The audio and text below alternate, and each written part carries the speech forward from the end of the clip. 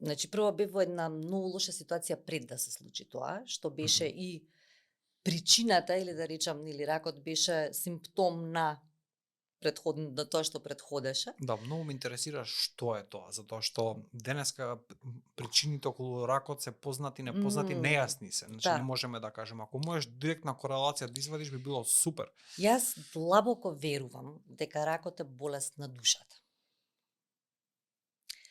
Пред да ми се случи ракот, бев во токсична врска. Бев во период кога ја почнував Виенската академија за НЛП во Виена.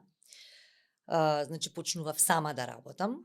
Во период кога си ја потрошив за штедата. Во тој истиот период токсичната врска ми се распадна. Иако бевме договорени, да најискрено ќе зборам, бевме договорени во некој период дека ја застанам на нозе, да, или партнерот ме поддржува во некој момент, тоа не се случи. Така да останав без работа, не заработував скоро ништо. Останав без стан, морав да се иселам, не можев да живеам више во таа околина каде што бев.